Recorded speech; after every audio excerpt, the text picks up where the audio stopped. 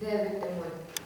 Because I was thinking specifically, for example, about rape narratives in which women are told that you have to, don't be a victim. I'm not a victim. I'm a survivor.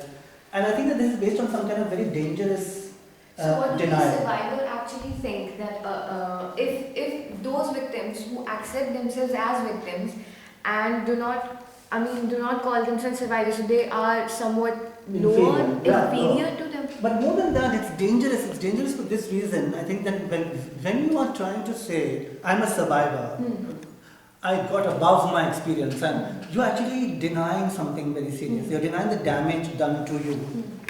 And I think that this is extremely dangerous because once you realize... Are they denying the damage done to them, or are they saying that there was a damage done to me but I am able to survive it? But I'm saying that you cannot just survive it by an act of will.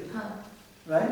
I mean, I can tell you my own history, right? So I had a very, very difficult childhood, a difficult psychic history. And I spent all my life pretending that it didn't happen, pretending that I'm just a survivor, I go out there, I achieve. And I went, and by many, materialist accounts of the world, I have achieved something, and I went on to do a PhD, and I did this, but I feel like that's, when anyone would tell me that, wow, but you've come out of it all and you've achieved, I would feel like there was something terribly wrong with what they were saying. And then I realized that actually, this idea of achievement was based on a denial of the damage that had happened to me psychically, and I had to confront this damage.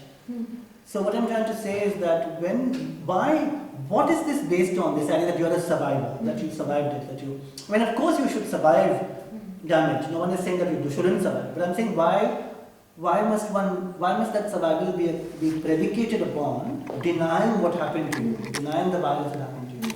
That is dangerous, is what I'm saying. That in effect, you are somehow saying that to be damaged or to be victimized is a bad thing or something that you should be ashamed of. Whereas, why should you be ashamed of what happened to you? You should actually confront what happened to you and try and learn from it, but also sometimes acknowledge that it has stymied you in some way, that it has also inhibited you, that you're not this incredible, limitless, amazing person who can just survive anything and move on. We are also vulnerable beings, we are not superhumans. Right?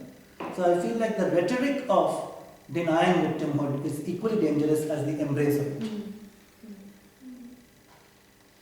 So if we study the psyche of a victim, so what do we call a situation in which these victims are the ones who are victimizing other people? Yeah, so that's again another very important question. That's precisely what I mean, that you can be a victim, but what happens when you then unthinkingly victimize others?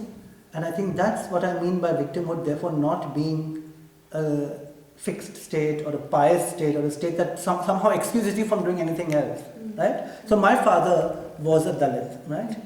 And he probably had a very difficult life. I mean, he was owned by someone on the streets, and my grandmother picked him off the streets.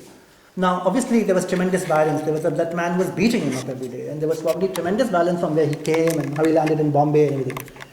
But he went on to become a very, very serious abuser of his wife and children. And this, to me, is not, therefore, excusable. That you had a terrible life, but does that mean that you then are... And at the same time, how do you hold this tension together? Like, this is a contradiction, right? That on the one hand, he was terribly victimized. It took me years to accept that he was also a victim, but also to understand that he was a victimizer. Now I have to hold these two things together, and that's the contradiction. And it's not a contradiction that you simply say, oh well, he was a victim, so then he victimized, chalo, theek hai, that's it. No, you have to work at that. You have to try and somehow find a way in which, having been a victim, you do not then victimize.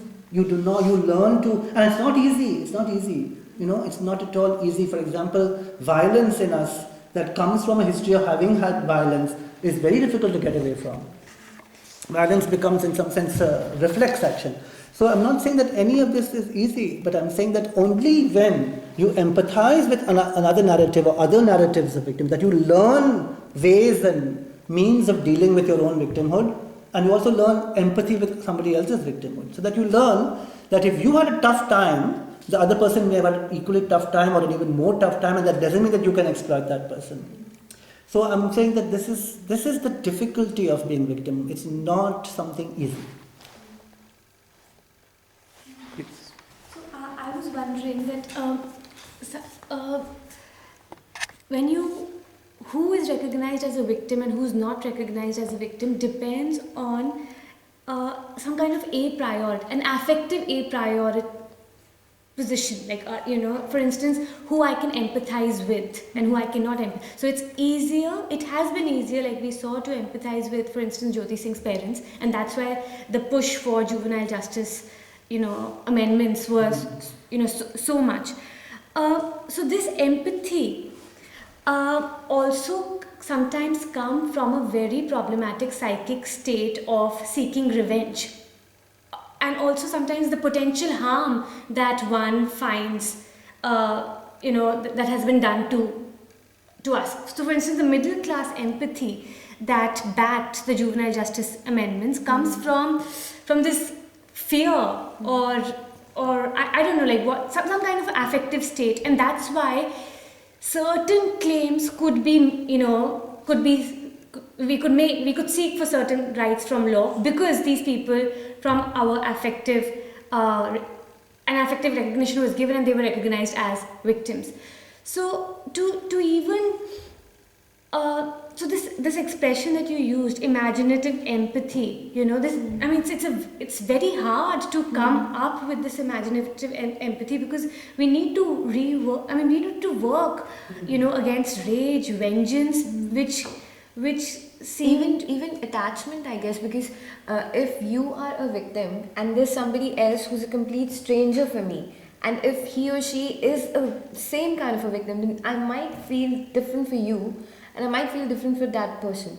So even because of attachment, it can be That's what she's saying. Yeah. No, I think these are very important questions, and I think that these are not. And I think that's a brilliant insight, that empathy is not necessarily coming from necessarily a good place. It comes from empathy only with one's own kind, and based on revenge, rage, vengeance, fear, not necessarily good things at all. Which is why I'm saying that I want to ground this empathy. For me, it's not a airy-fairy, feel-good concept. I want to ground the idea, and I don't think that necessarily this is the answer. Maybe you have a different way of concretizing empathy, and I would like to hear different ways. But for me, the way I'm saying is for me through reading, right? And by reading, I mean you read somebody's narrative. That in many ways is the most difficult narrative for you to read. It's an impossible narrative for you to read, especially in the light of your own injury or your own hurt. But through close reading or through this imaginative reading, you're forced to confront a psyche that is different from yours, but that you seek to learn from, right? So in a sense that's the example I gave from Hannah Arendt and Eichmann, right? So Hannah Arendt is looking at this man very closely in the court and just watching him and what he's saying. She has nothing but in many ways strong revulsion for him and hatred for him, because this is a man who, on the orders of Hitler, killed and gassed thousands of people. But she's still reading that narrative closely for what it actually is, rather than following on what you're saying, which is the easy default option of just saying, hateable man, disgusting, make him a monster, kill him. So for example, what is it to enter the consciousness of Mukesh Singh for a woman? It's not easy. It's not at all easy, because the gut impulse, the knee-jerk impulse is to say, my God, I mean, he's saying absolutely reprehensible things in many ways in that film. But I think to read that narrative closely, with patience, close, slow reading, will make you, which doesn't excuse this man, but it makes you learn something about both him and yourself. That I think is what I mean by empathy. So I'm not sure whether I've answered your question, or nor am I sure that this is the only way. I'm just saying this is my way in terms of how I'm trained. But I think this is a very important question, that you're absolutely right to point out that empathy in some kind of feel-good way can be equally dangerous, because as we saw with the juvenile justice bill, it's empathy that really caused it, but it's all very, very dangerous forms of empathy based on emotions like revenge, rage, vengeance, fear, as you're rightly pointing out. All of that. So no, you're absolutely right. I don't think that, certainly don't mean empathy in that sense, but I mean it through a species of close reading. and a reading of the other and learning from that other. I have a question, Ashley, and I'll ask it from the back of the camera, so to capture you. My question is, Ashley, what would be your response to the popular, or I would say populist legal way to respond to the victim question? By which I mean that generally in law, when we think of victims, and this is especially even in the so-called non-criminal law, and now this is very fashionable in criminal law, with the law and economics movement taking the foreground, that we think of victimhood as something which can be compensated. So a victim is seen as somebody who needs compensation, and especially monetary compensation. And I immediately have in mind this whole idea that how the 24/7 news channels were focusing upon the Salman Khan's victim and saying that this person wants money.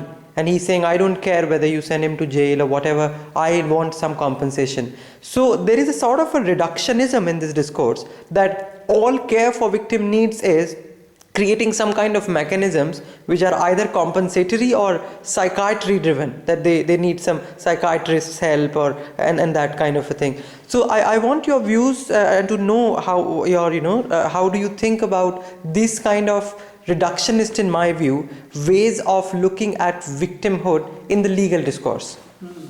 Yeah, in fact, the idea of remuneration also comes on a much larger scale than just Salman and his driver, to the tribal question, where you are taking lands away from people, you are taking entire existences away from people and saying that monetary compensation, jobs, you give them jobs and these various plants or mining operations that are coming up and so on, which of course doesn't mean anything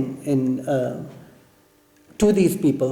So how do we understand? So there's a largely in global capitalism and in the neoliberal moment, this idea that money will solve all your problems, which to me is a myth. So how do you actually deal with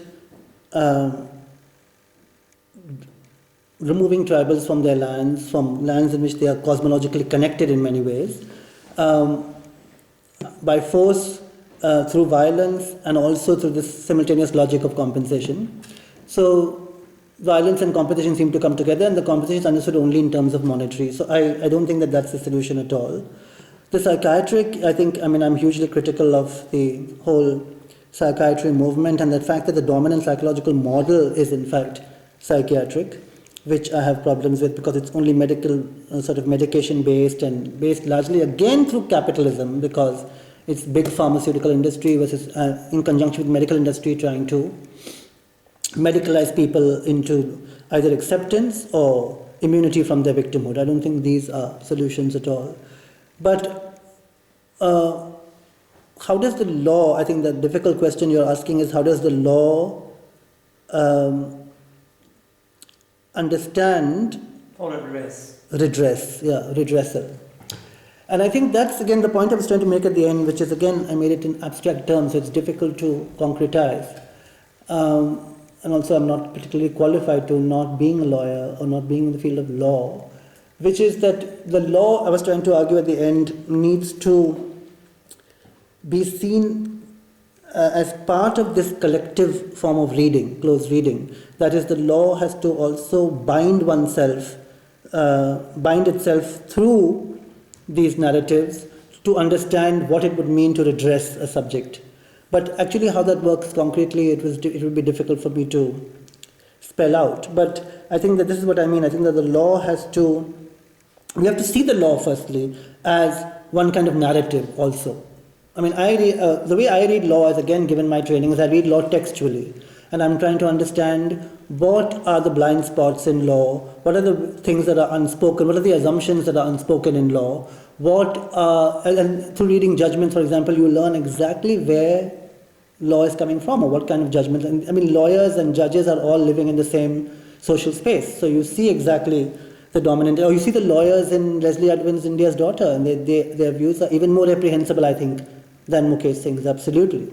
So, for me, again, we have to understand the law, and the law has to understand itself in relation to imaginative empathy. But you enter the protocols of somebody else's being for you to understand what redress would mean to them. But no, I think that's an inadequate answer. It's difficult to answer that kind of question.